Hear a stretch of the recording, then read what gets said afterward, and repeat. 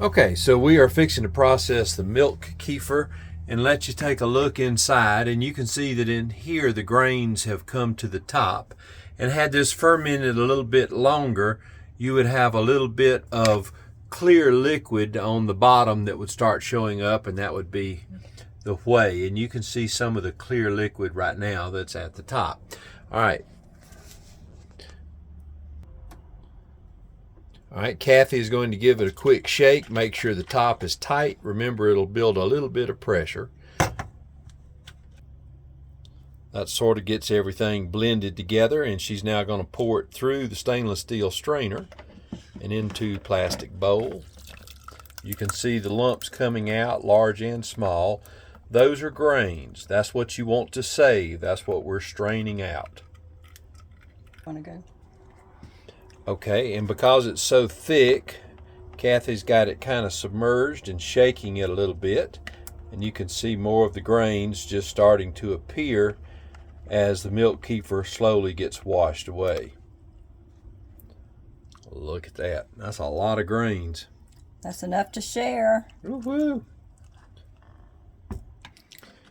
And since we do have extra grains, we're going to take some of them out and put them in a Ziploc baggie and add just a touch of milk to it, and that'll be good for gifting to someone. Okay, while we're just looking at this, Kathy is washing the jar out with hot water, and then we'll be refilling it for the next fermentation process, the next batch. Okay. So that's the amount of grains that we have, and we've already taken some out that we will be gifting. And that's actually more grains that we need, but we may be gifting more later this week, so we'll just let them process as well. So Kathy's going to put the grains back into the jar, and that jar is freshly washed with hot water. And dried. And never, ever, ever use water for rinsing a grain or doing anything.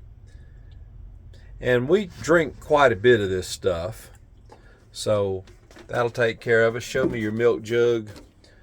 Not our favorite milk, but it's the whole milk. You don't want 2% or 1%. Okay, what's next we're going to do with this jar here, Kathy? I'm going to add a little milk to the baggie while I've got it open. Okay, and that's the one we're going to gift. And that just gives them something to eat. Okay, so this is one of the plastic lids that's made for mason jars. And mason lid goes on, and it's sort of loosely attached. And we keep it in this for travel because when you're going down the road, it just makes it safer. So this is ready to sit and ferment for another 24 hours. And then it'll be ready to process, doing just what we done. The milk kefir that is in here will now go in our drinking jar and go into the refrigerator so that it'll be cold. We like to drink it cold. It's actually tastes better. And it has the consistency and taste of buttermilk. Sometimes a little sour, sometimes a little bitter, but all good. And you can see the different textures. Nothing wrong with any of it. And that's left in there, the dog gets. Dog loves her kefir. You ready for your kefir? Get your kefir. Come on, get your kefir. All right. Dog and her kefir. All right, Kathy, anything to add?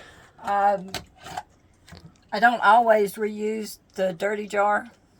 So every 2 or 3 fillings, I'll wash out that jar. Because, that up top. It gets thicker and heavier sticking to the top. So that would be the only thing. Well, there you have it. Hope that helps. Travis and Kathy talking about milk kefir up here at the Mary Widow Health Mine in Basin, Montana.